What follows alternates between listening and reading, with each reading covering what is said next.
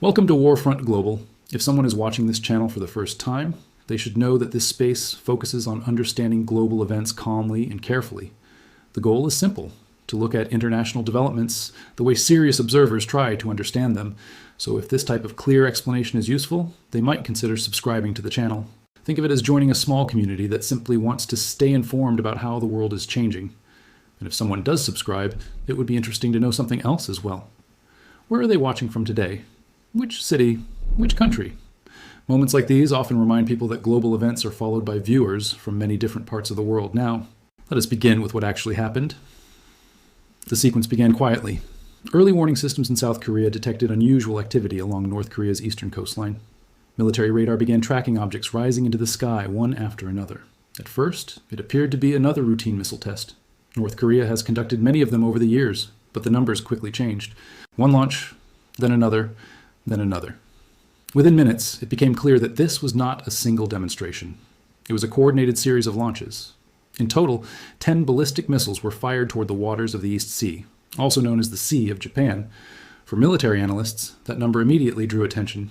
Single missile launches are relatively common in North Korea's testing cycle.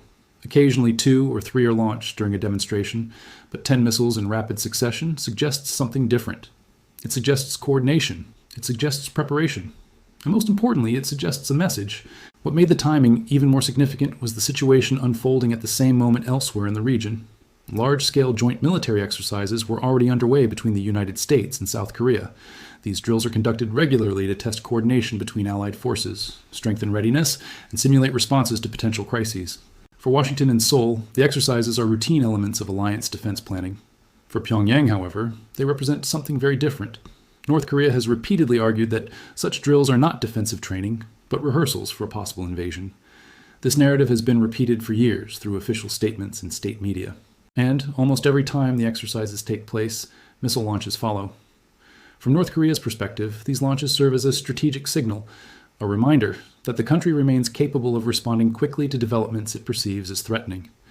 Shortly after the launches were detected, international monitoring networks confirmed the event. Then came the official response. The United States Indo-Pacific Command acknowledged the launches and stated that it was closely consulting with regional allies and partners.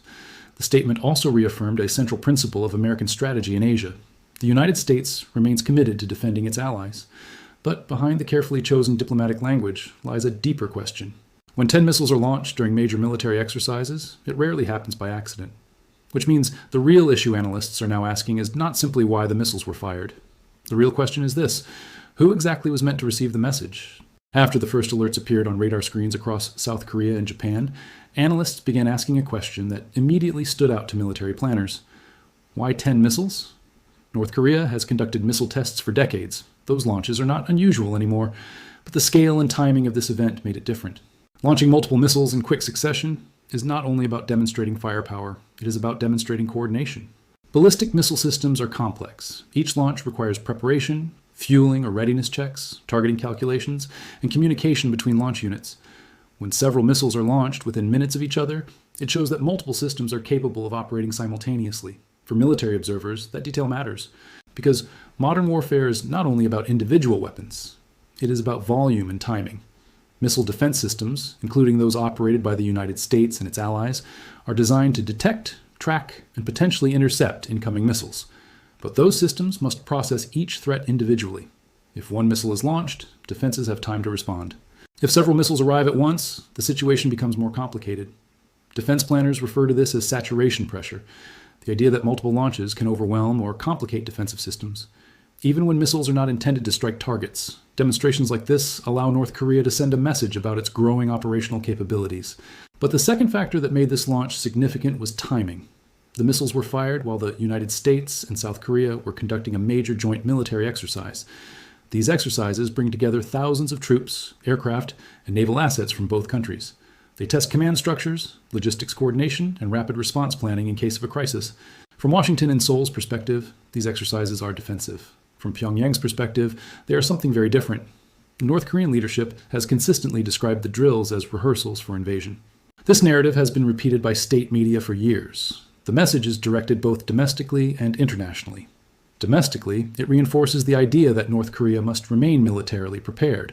Internationally, it attempts to frame missile launches as defensive reactions rather than provocations.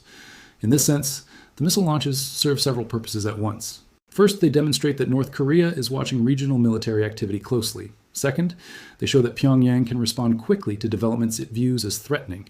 And third, they remind the region that North Korea remains an active strategic actor whose actions must be taken into account. For Kim Jong-un's government, visibility matters. North Korea's economy is small compared with the economies of its regional neighbors. Its military resources are limited compared with those of the United States and its allies. But missile demonstrations allow the country to maintain strategic relevance. Each launch forces governments across the Pacific to respond. Each launch generates diplomatic statements, military consultations, and media attention. In other words, even without firing a single shot in combat, missile launches allow North Korea to place itself at the center of regional security discussions. But there is another layer to the calculation. When the United States responds publicly through the Indo-Pacific Command, it sends a message of reassurance to its allies.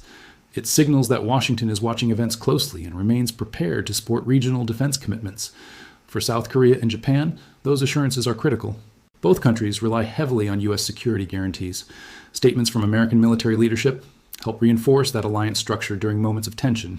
So what appears on the surface as a simple missile launch is actually part of a larger strategic conversation between multiple governments. A conversation conducted through launches, statements, military drills, and carefully chosen words. And in this conversation, every action carries meaning. But the next question analysts must consider is even more important. If this launch was a message, who exactly was North Korea trying to influence the most? The alliance test in East Asia. As news of the missile launches spread across the region, attention quickly shifted from North Korea itself to the reaction of the alliances surrounding it. Because in Northeast Asia, security does not operate in isolation. It operates through networks of partnerships, military cooperation, and long-standing defense agreements. The Korean Peninsula sits at the center of one of the most heavily monitored security environments in the world. American forces are stationed in South Korea. Japan hosts major U.S. military bases. Radar systems track activity across the region every hour of every day. So when missiles launch from North Korea, several governments begin responding almost immediately. The first and most direct reaction comes from South Korea. Seoul sits only about 50 kilometers from the North Korean border. Because of this proximity, South Korea has spent decades building advanced early warning systems and military readiness programs designed to detect and respond to potential threats quickly. Joint military exercises with the United States are a core part of this readiness strategy. These exercises test how quickly the two militaries can coordinate aircraft, missile defense systems, command structures, and ground forces during a crisis. They are intended to ensure that both countries can operate together seamlessly if tensions ever escalate. But these exercises also carry political weight. From North Korea's perspective, the presence of American forces participating in large-scale drills near its border reinforces the narrative that foreign powers remain a threat. This dynamic creates a cycle. The United States and South Korea conduct drills to strengthen deterrence. North Korea responds with missile launches to demonstrate resistance. Each side interprets the actions of the other as justification for its own behavior. Meanwhile, another key player quietly monitors every development: Japan. Japanese territory lies directly beneath many of the flight paths used in North Korean missile demonstrations. Even when missiles land in open waters, their trajectories often pass through zones that trigger alerts inside Japan's defense monitoring systems. Over the past decade, this reality has significantly shaped Japan's national security debate. For many years after the Second World War, Japan maintained a strictly defensive military posture. But repeated missile tests from North Korea have gradually shifted public and political attitudes toward defense policy. Tokyo has begun increasing defense spending and strengthening security cooperation with the United States and South Korea. In this sense, every missile launch affects more than the Korean Peninsula. It influences the strategic architecture of the entire region. That is why the United States responded quickly through its Indo-Pacific Command. Public statements from the command serve two purposes. First, they communicate to North Korea that the launches are being monitored closely. Second, they reassure allies that Washington remains committed to regional stability and defense cooperation. For policymakers across the Pacific, credibility matters. Alliances function only when member states believe that commitments will be honored in moments of tension. When North Korea launches missiles, the immediate military impact may be limited, but the political impact can be far more significant, because each launch becomes a test of alliances, a test of deterrence, and a test of how the balance of power in East Asia continues to evolve. But beyond the military dimension, another question begins to emerge, one that concerns not only governments, but also global markets and international business leaders. What do events like this mean for the economic stability of the region? The economic signal behind the missiles. When headlines report missile launches, the immediate focus naturally turns to military strategy. Radar systems, defense alliances, and geopolitical tensions dominate the discussion. But for investors, entrepreneurs, and business leaders watching events unfold, another dimension quietly comes into focus: economic stability. The Korean Peninsula sits inside one of the most economically important regions in the world. Northeast Asia includes some of the largest industrial economies on the planet: South Korea, Japan, and China, all deeply connected through trade, technology supply chains, and manufacturing networks. Events that raise geopolitical tension in this region do not remain local for long. They ripple outward into global markets. South Korea, for example, plays a critical role in global technology production. The country is a major exporter of semiconductors, electronics, and advanced manufacturing components. These products are deeply embedded in global supply chains used by companies across North America, Europe, and Asia. Japan also remains one of the world's largest advanced industrial economies, supplying critical materials, technology systems, and engineering expertise used across multiple sectors. When security tensions rise in Northeast Asia, global investors begin to ask questions. Will trade routes remain stable? Will supply chains continue operating without disruption? Will governments increase military spending instead of economic cooperation? Missile launches themselves rarely interrupt trade directly, but they influence something that markets react to immediately: perception of risk. Financial markets function partly on expectations about the future. When geopolitical tension rises, investors sometimes move cautiously, reassessing exposure to regions that appear uncertain. For businesses operating globally, stability matters almost as much as growth. This is one reason why governments respond carefully to events like the recent missile launches. Statements from the United States, South Korea, and Japan are designed not only to address security concerns, but also to maintain confidence that the situation remains under control. Clear communication reduces the risk of misunderstanding. And misunderstanding in geopolitics can have significant economic consequences. Another factor business leaders watch closely is defense spending. Periods of increased regional tension often lead governments to expand investment in defense technology, missile defense systems, surveillance networks, and military infrastructure. For certain industries, this creates new opportunities. Defense contractors, aerospace firms, cybersecurity companies, and advanced manufacturing sectors may see increased demand as governments strengthen their strategic capabilities. At the same time, rising military budgets can shift national priorities. Resources that might otherwise support infrastructure, innovation, or economic development may instead be redirected toward security. For policymakers, balancing these priorities becomes a complex challenge. Meanwhile, another major actor continues observing events carefully: China.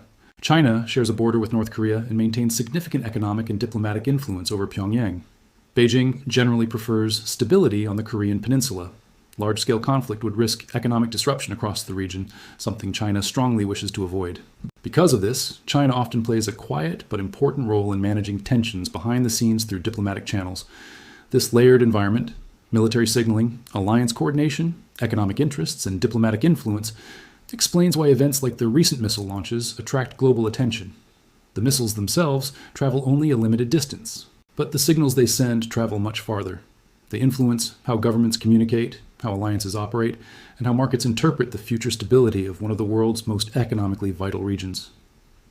For entrepreneurs and business leaders watching these developments, the lesson is not one of panic, but of awareness. Geopolitics and economics are increasingly connected. Events that appear military in nature often carry economic implications that unfold slowly over time.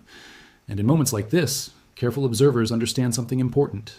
The missiles themselves may fall into the sea, but the strategic signals behind them continue shaping decisions long after the launch smoke disappears.